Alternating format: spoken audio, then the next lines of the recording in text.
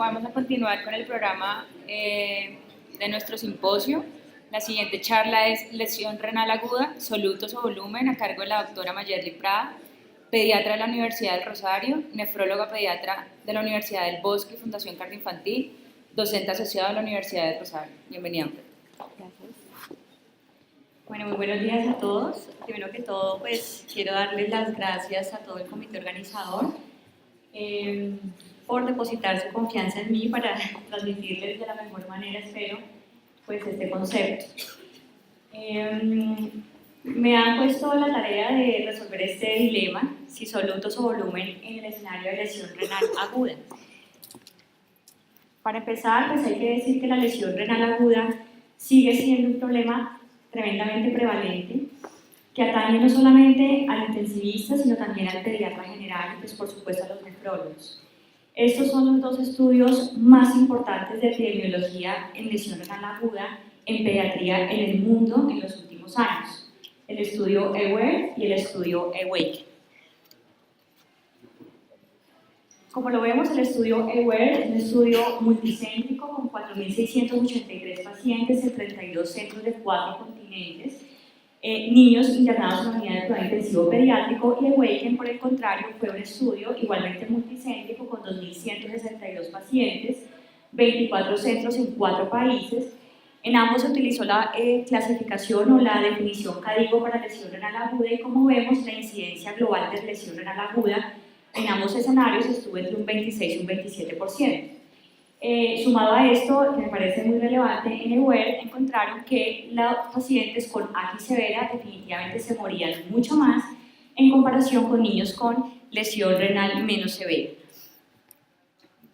Para resolver el interrogante, pues yo pienso que es importante enfocarnos en 3 aspectos. Uno, cómo estos dos tópicos impactan en la función renal y si son factores de riesgo o no para desarrollo de lesión renal. 2, cómo se asocian a los desenlaces adversos del paciente crítico en general y del paciente que además tiene lesión renal aguda. Y 3, cómo impacta en el manejo de la lesión renal aguda y si definitivamente una cosa o la otra impacta más en que tomemos una decisión de una terapia farmacológica o en su defecto el inicio de una terapia de sustitución renal. Entonces empecemos con la sobrecarga de volumen, la sobrecarga hídrica. ¿Cómo impacta en la función renal? Entonces, aunque ustedes muy bien saben que una de las etiologías más prevalentes de lesión renal es la hipovolemia, resulta que la sobrecarga también impacta en la función del riñón y también tiene que ver con el desarrollo de lesión renal.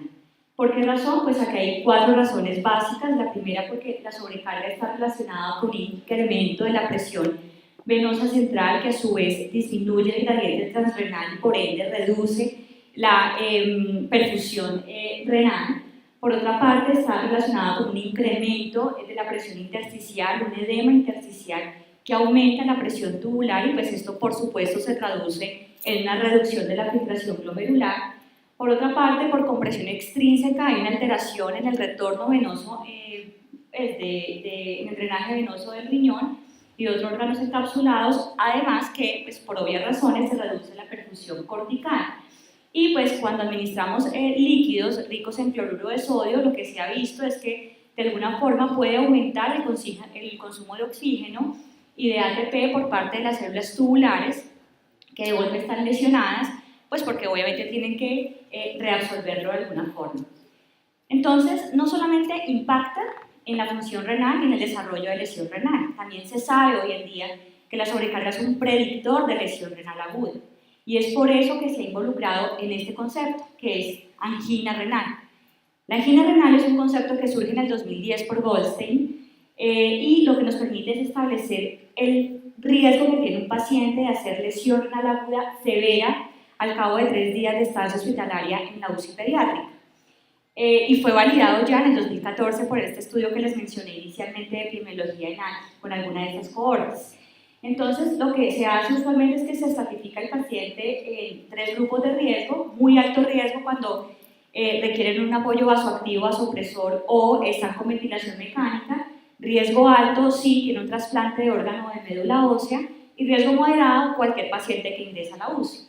De tal forma que entre mayor tenga riesgo el paciente de base, pues es menor el incremento que debe tener de creatinina sérica o de sobrecarga para que definitivamente se catalogue como de riesgo, es decir, que tenga un índice de angina renal considerable.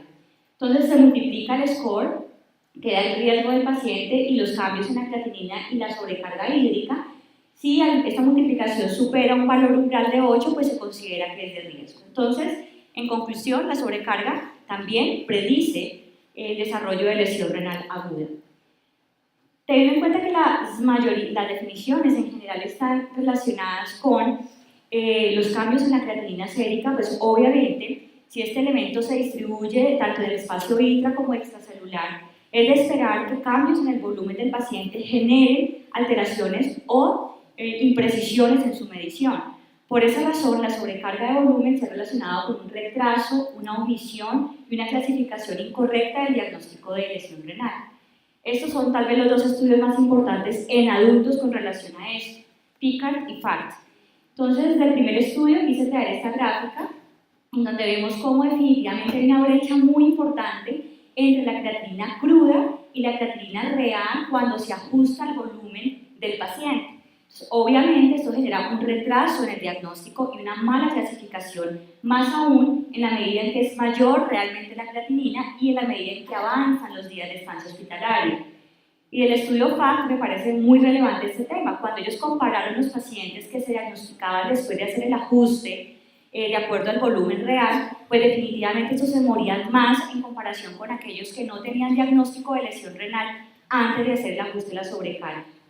Y en pediatría también se han hecho estudios similares. Por ejemplo, el doctor Basu hizo un estudio con niños llevados a corrección de transposición de grandes vasos, en donde además de mejorar el reconocimiento de lesión renal tras corregir la creatinina por la sobrecarga, encontró una relación con el requerimiento de ventilación mecánica y la estancia hospitalaria, como vemos en esta tabla. ¿Qué fórmulas se han utilizado para corregir la creatinina de acuerdo al volumen? Pues estas, pero hay que tener en cuenta que, por ejemplo, el doctor Basu utilizó esta en donde 0,6 era la constante para calcular el agua corporal total, y ustedes saben que esto puede ser impreciso en ciertos escenarios clínicos, dependiendo de la edad, del género, de la condición de base del paciente, etc. Listo. El segundo punto es cómo impacta entonces la sobrecarga en los desenlaces del paciente críticamente enfermo con o sin lesión renal aguda. Entonces, esto se ha investigado muchísimo, tanto en adultos como en niños. Quise traer los estudios más relevantes en algunos escenarios pediátricos. Por ejemplo, cirugía cardíaca. Ustedes saben que en el paciente con cirugía cardíaca la posibilidad de desarrollar lesión renal puede ir hasta un 40%. Estos son los estudios más relevantes en los últimos años y de manera global lo que podemos, o lo que los estudios nos muestran, es que la sobrecarga en este escenario mayor al 5%, definida así, puede ocurrir hasta en una tercera parte de los pacientes, que la sobrecarga generalmente precede el desarrollo de lesión renal, que cuando esa es mayor al 10% se asocia a peores desenlaces, en términos de ¿qué? De estancia de ventilación mecánica, desarrollo de lesión renal aguda, y generalmente la sobrecarga ocurre al segundo día posoperatorio. En UCI pediátrica general los desenlaces son muy similares. Estos son los 3 estudios tal vez más relevantes de los últimos años, reúnen alrededor de 1000 pacientes pediátricos en UCI pediátrica general. ¿Y qué conclusiones globales o gruesas podemos obtener? Uno, que una sobrecarga mayor al 10% en las primeras 72 horas de estancia en UCI, catalogada como temprana, ocurre hasta casi que en el 40% de los pacientes, o sea, es un problema muy prevalente. Por otro lado, que la sobrecarga impacta claramente en la mortalidad, como ocurrió en el primer y el tercer estudio, y también puede predecir a 48 horas el índice de oxigenación y el tiempo de ventilación mecánica, como se demostró en el segundo estudio. ¿Qué ocurre con la sobrecarga del paciente que requiere terapia de reemplazo renal? Entonces esto lo sabemos desde 1994. El doctor Lane estableció en un grupo de pacientes con trasplante de médula ósea que una sobrecarga mayor al 10% definitivamente impactaba de forma negativa en la mortalidad. Luego, en el 2001, Goldstein, esta publicación es muy conocida, con un grupo de pacientes en terapia de reemplazo renal, encontró que claramente una sobrecarga se relacionaba con mayor probabilidad de muerte. En este mismo año se generó el registro pediátrico de terapia de reemplazo renal con 13 centros en Estados Unidos, muy importante para nosotros, y ya en el 2010, cuando había más o menos 390 pacientes en este registro, Schudler encontró en un subgrupo de estos pacientes que definitivamente una sobrecarga mayor al 20% al momento de iniciar terapia de reemplazo renal aumentaba tremendamente la mortalidad en comparación con los otros grados de aumento de sobrecarga como se ve en esta gráfica, ¿sí? 65 versus 43, 29. El OR ajustado de mortalidad fue de 1 y cuando se dicotomizaron los pacientes en una sobrecarga mayor o menor al 20%, este riesgo aumentó a 8.5. ¿Qué concluyen ellos? Que la mortalidad aumenta en un 3% por cada 1% de aumento de la sobrecarga hídrica. Y de ahí en adelante esto se ha demostrado pues, en otras series pediátricas de centros únicos. Bueno, aquí va una flecha, pero entonces en conclusión lo que podemos decir es que la sobrecarga hídrica definitivamente está relacionada con eventos adversos que van desde el mismo desarrollo de lesión renal aguda hasta la muerte, pasando por aumento en el requerimiento de ventilación mecánica, vasoactivos, mayor estancia hospitalaria, enfermedad renal crónica, dependencia de diálisis, etc. Por esa razón, considero, o a mi juicio, el manejo de la sobrecarga va mucho más allá de establecer con qué valor meto o no un paciente a un hemofiltro, ¿sí? O si definitivamente opto por un diurético o por una terapia de reemplazo o de sustitución renal. Yo pienso que el manejo de la sobrecarga va mucho más allá de eso y debe anticiparse a este desenlace. Y es aquí donde definitivamente la participación del pediatra general es muy importante. El manejo de la sobrecarga va desde prevenir la sobrecarga, identificar oportunamente la sobrecarga y pues cuando ya no hay nada que hacer, obviamente tratarla. ¿Cómo prevenimos la sobrecarga? Entonces, pues la terapia hídrica sigue siendo el pilar en el manejo de los pacientes críticos muy enfermos, pero definitivamente debe ser una terapia dirigida por objetivos. Y en este escenario debería regirse por un modelo de 3 fases. 1, la reanimación hídrica, claramente. Luego, tratar de optimizar y mantener balances apropiados dependiendo de las necesidades del paciente. Y luego una fase de desescalonamiento y pues de remoción de excesos. Luego de restaurar el volumen, para mejorar obviamente la perfusión de órganos, pues hay que tratar de instaurar estrategias que minimicen el riesgo de una sobrecarga innecesaria. Por ejemplo, 1, ¿el paciente realmente necesita bolos? ¿Cuántas veces no va uno a un servicio, cualquiera que sea, y el paciente tiene un grave deshidratación de cualquier índole, no está en choque, y tiene 3 bolos porque sí, ¿sí? Entonces, esto es bien importante. 2, evaluar dinámica y continuamente el balance, el volumen y las necesidades hídricas reales del paciente. ¿Cuántas veces no dejamos un paciente con lactato de Ringer a 120 cc por hora y se queda así? Llega uno el 4.º día de estancia y el niño está con los ojitos abotagados, hipervolémico, y pues bueno, nadie se tomó el trabajo de hacer un balance hídrico definitivamente estricto. Ojo, la oliguria no siempre es indicación de líquidos, aunque es la indicación hoy en día más frecuente de colocar cristaloides o líquidos, porque es el reflejo de hipovolemia, y la hipovolemia es la etiología más frecuente de lesión renal. Pues hay otras causas de lesión renal, sobre todo aquellas en las que se involucran mecanismos inflamatorios y nefrotóxicos. Por ejemplo, en el paciente con sepsis hay un estado de vasodilatación venosa y arterial que ustedes muy bien conocen, que muchas veces responde mejor a un agente vasoactivo que a la misma administración exagerada de fluidos. Adicionalmente, el daño endotelial, la microtrombosis, el daño de glicocálisis generan una alteración en la microcirculación y una fuga capilar que hace que esas estrategias de manejo con reanimación hídrica y a veces incluso más allá de lo que realmente el paciente necesita sean ineficaces. Y preguntarse qué clase de líquidos voy a utilizar. Y en esto pues hay publicaciones muy interesantes. Esta gráfica la traje porque pues, reúne los tipos de líquidos que usamos para manejar los pacientes críticamente enfermos y algunas estrategias de reanimación hídrica y cómo se ubican dependiendo de qué tan benéficos o perjudiciales puedan ser para la función del riñón dependiendo de lo que hay hoy en día en la literatura. Como vemos los coloides, como el almidón hidroxietil y la gelatina se ubican en el área de riesgo. ¿Por qué? Porque metaanálisis como esos han mostrado que aumentan la incidencia de lesión renal. Tanto así que las guías de sepsis en el 2016 la FDA, la Comisión Europea, definitivamente desaconsejan su uso. La gelatina, pues hay datos muy controvertidos en la literatura, pero por metaanálisis como ese publicado en el 2016, donde se encontró que aumentaba un riesgo de lesión renal en un 35% comparado con los cristaloides, y la albúmina, pues definitivamente se ubica en esta área. ¿Qué pasa con la albúmina? Al igual que los cristaloides buffer, la solución salina isotónica, pues están en la mitad del gráfico. ¿Por qué? porque a la luz de la evidencia de hoy en día, ¿sí? Con base en esta serie de estudios y de metaanálisis, pues no se sabe si realmente es benéfico o perjudicial, o si es mejor el uno en comparación con el otro. Por ejemplo, ustedes saben muy bien que lo que usualmente utilizamos, el pilar del manejo de estos niños, son los cristaloides. Pero ¿cuál es el mejor? Los que son ricos en cloro o las soluciones buffer, pues eso tampoco se sabe. Hipotéticamente, de acuerdo a algunos estudios en animales, se ha encontrado que las soluciones ricas en cloro pueden disminuir el flujo sanguíneo renal y la perfusión cortical.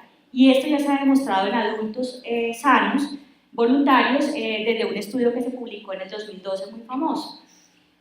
En contra de esta hipótesis, pues por efecto Bohr, lo que uno esperaría es que si el paciente está en un medio ácido favorecido por la administración de soluciones ricas en cloro, pues el oxígeno, por ejemplo, difunda mejor. ¿Y qué nos dice la evidencia? Pues confunde. Entonces, por ejemplo, este metaanálisis dice que claramente el uso de soluciones ricas en cloro aumenta el riesgo de lesión renal en un 60%. Pero este segundo metaanálisis y esos estudios famosísimos en adultos no encontró ninguna clase de diferencia. Entonces, por esa razón se ubican en la mitad del gráfico. ¿Qué incertidumbres tenemos hoy en día? Uno, que no se sabe si realmente los volúmenes que se han utilizado en estos estudios son lo suficientemente importantes como para que realmente generen daño, ¿sí? O sea, que podrían ser realmente perjudiciales, pero los volúmenes no son los que se requieren. Y que no tenemos en la actualidad estudios que comparen las diferencias entre las diferentes soluciones buffer. El siguiente punto es identificar oportunamente la sobrecarga. Sencillísimo, para esto pues hay métodos basados en el balance acumulado de líquidos y métodos basados en el peso, utilizando estas dos fórmulas. Son las que generalmente se han utilizado desde el 2010 con la publicación famosa que les comenté de Goldstein en la mayoría de los estudios que ya vimos anteriormente. En el primer método, algunos hacen algunas modificaciones como incluir el balance acumulado 7 días previos a que el niño ingrese a la UCI, cosa que me parece válida, muy válida. Y en el segundo punto hay que tener en cuenta que el peso es fundamental, sobre todo en los recién nacidos, en quienes las pérdidas insensibles impactan mucho en el balance hídrico. Obviamente, en cuidado intensivo hay otra serie de técnicas más sofisticadas como bioimpedancia eléctrica, BNP, que se ha estudiado como un biomarcador de respuesta cardíaca a la sobrecarga, pero realmente no hay estudios de extensa validación y hoy en día no sabemos realmente qué diferencia hay en cuanto a costo-efectividad frente a esas técnicas tan sencillas que solamente meritan esta tecnología, o sea, realmente no requiere nada más y la buena voluntad, por supuesto, del pediatra. El manejo de la sobrecarga, entonces, pues el manejo de la sobrecarga depende, o se basa básicamente en estrategias farmacológicas con diuréticos y pues en su efecto o asociado a esto el uso de una terapia de reemplazo renal. Aunque desde las guías CADIGO en el 2012 se sabe ampliamente que el uso de diuréticos no sirven para prevenir o tratar lesión renal aguda, excepto si hay sobrecarga, hasta la fecha realmente no hay ningún estudio suficientemente válido que nos diga que el uso de diuréticos aumenta la mortalidad en estos pacientes. Por esa razón, el hecho de tratar de convertir una lesión renal aguda oligúrica en no oligúrica, por ejemplo, mediante el uso de diuréticos de ASA, puede ser una estrategia lógica y válida. Pero ¿qué es lo más importante en esto? Que evaluemos esa respuesta y no que utilicemos prolongadamente una estrategia que desde el comienzo fue ineficaz. Entonces, la decisión de un diurético o terapia de reemplazo renal, ¿de qué depende? Uno, de la severidad de la lesión renal, obviamente del gasto urinario basal, del estado electrolítico y de la severidad de la sobrecarga. Y con base en la evidencia que ya hemos visto, pues uno podría decir que la terapia de reemplazo renal en sobrecarga podría considerarse si la sobrecarga está entre el 10 y el 20% y debería considerarse si es mayor al 20%. ¿Qué hay en cuanto a solutos? Entonces, aunque la hipercalemia, la uremia, la acidosis metabólica son consecuencias claras de la lesión renal, resulta que estas también impactan en la función renal y también están relacionadas con desenlaces adversos en estos pacientes. Este fue un estudio, por ejemplo, hecho en Corea con 123 pacientes en que se compararon pues, los que sobrevivieron y los que no sobrevivieron. Y vemos, por ejemplo, cómo el pH en los que no sobrevivieron era mucho menor comparado con los que sobrevivieron. Y cuando se hizo el análisis de regresión logística multivariado, el nivel de nitrógeno ureico fue un factor de riesgo independiente para mortalidad en esos pacientes de uso. Este es un estudio que me pareció lindísimo, es un ensayo, pues, un estudio experimental hecho con modelos murinos, en el que intentaban comprobar que la acidosis metabólica realmente empeoraba el daño renal. Cogieron 4 grupos, un grupo control, un grupo sometido a isquemia de reperfusión, un grupo sometido a acidosis metabólica con cloruro de amonio y finalmente un grupo que tenía tanto una lesión isquémica como acidosis metabólica. ¿Qué compararon? ¿Cuál era después de esto el score, el puntaje de daño tubular, la expresión de óxido nítrico sintetasa endotelial y de factor nuclear, kappa beta por inmunofluorescencia, y qué diferencia había en cuanto a la vasoconstricción de las arterias renales? Como vemos en el cuarto grupo, hubo un mayor score de índice de daño o un mayor daño tubular, una menor expresión de óxido nítrico sintetasa, una mayor expresión de factor nuclear kappa beta, y cuando se comparó con el control, el grado de vasoconstricción de las arterias renales definitivamente era mayor para el grupo que tenía acidosis metabólica más lesión isquémica. Y esto se ha corroborado más adelante con estudios como estos, por ejemplo, que son voluntarios adultos sanos. Entonces, en cuanto a solutos y volumen e indicación de terapia de reemplazo renal, pues ya sabemos que existen indicaciones absolutas, que son claramente conocidas y no tienen discusión. Entonces, ¿cuáles son? Hipercalemia, acidosis metabólica severa, edema pulmonar refractario a esas terapias convencionales, síntomas atribuibles a uremia como sangrado, pericarditis, encefalopatía o intoxicación por drogas removibles.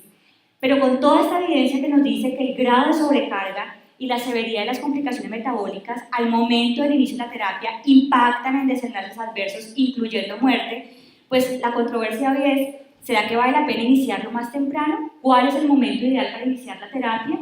Pues resulta que con los análisis, los metaanálisis y las revisiones sistemáticas hasta el 2015, pues no podemos obtener realmente conclusiones. La mayoría de esos estudios son en adultos, son estudios, como se ve en esta gráfica, observacionales, y hay una amplia heterogeneidad entre los estudios. ¿Por qué razón? Uno, porque las definiciones de lesión renal son diferentes, la definición de que es temprano o tardío también es distinta, y la etiología de lesión renal de los pacientes incluidos varía mucho entre los estudios. En pediatría realmente son muy pocos los estudios, por eso traje estos dos que son los más importantes en adultos en los 2 últimos años, porque a diferencia de todo lo que había, estos estudios fueron controlados y aleatorizados. Son el estudio Akiki y Eiley. Ellos que intentaban demostrar si el inicio temprano o tardío de terapia de reemplazo renal impactaba en la mortalidad a 60 o a 90 días y en otra serie de desenlaces secundarios.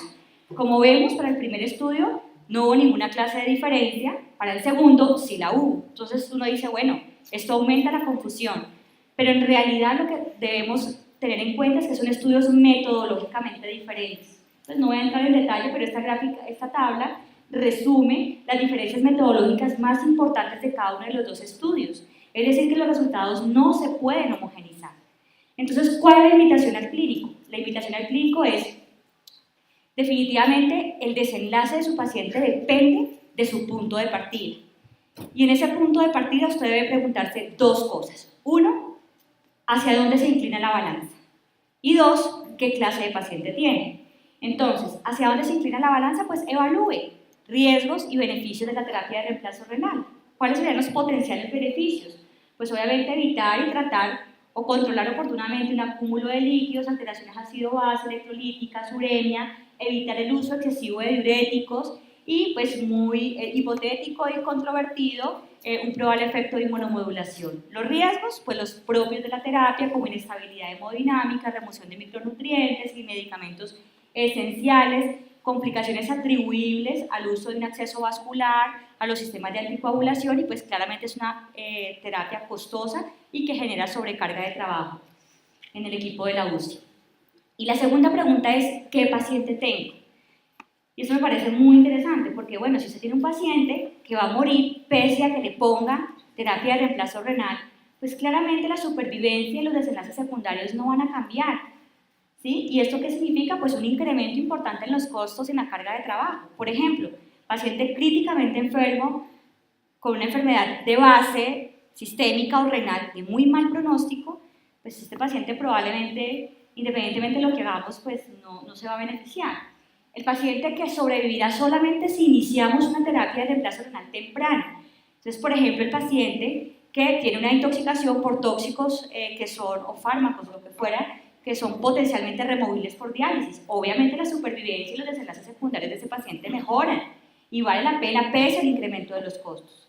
El tercer escenario es el paciente en el que va a sobrevivir independientemente del momento en el que empecemos la terapia de reemplazo renal.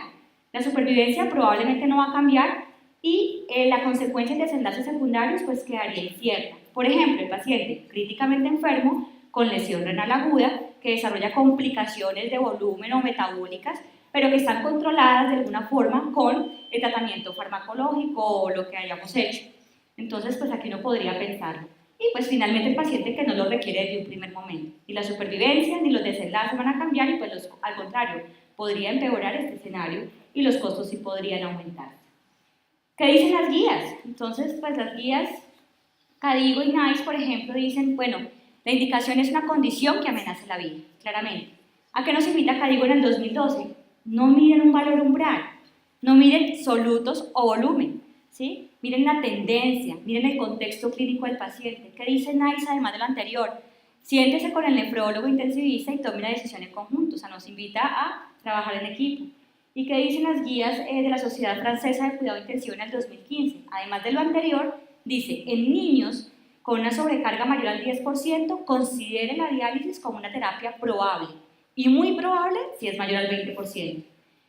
Se debe catalogar inicio temprano si usted la empieza en un CADIGO 2 o dentro de 24 horas de iniciada la terapia y tardío si la inicia en un CADIGO 3, más de 48 horas de inicio de la lesión renal o cuando ya se han instaurado condiciones que amenazan la vida. Finalmente, a mi juicio, este me parece un algoritmo muy válido y está planteado en este artículo. Y es que el niño con lesión renal aguda pues, y tiene condiciones que amenazan la vida y han sido refractarias al manejo, pues no lo piense dos veces, arráncale la terapia sin pensarlo. Pero si este no es el escenario, pues optimice la condición hemodinámica, optimice el tema de la oliguria, quizás con uso de diuréticos, evite cosas que lo puedan empeorar, como la misma sobrecarga o el uso de nefrotoxinas. Pero si en este punto usted cree que su paciente tiene una muy mala reserva renal funcional o una enfermedad muy severa, pues de golpe no retarde la terapia, iníciela de una vez. De lo contrario, pues solamente iníciela si se desarrolla alguna condición que amenaza la vida o claramente el paciente pues empeora en el seguimiento. Entonces, ¿cuáles son los mensajes para llevar a casa? Primero, que tanto los solutos como el volumen tienen un impacto en el desarrollo de los desenlaces adversos de lesión renal aguda. Ambos. Que el manejo de ambos implica, y creo que es lo más importante, una prevención y una identificación oportuna. Y finalmente, que en la decisión de una terapia específica, como por ejemplo diálisis, no se puede optar por uno u otro y menos por un valor umbral aislado, dado que esta decisión definitivamente implica un raciocinio más complejo en el que participa sobre todo el análisis del escenario clínico de cada paciente. Muchas gracias.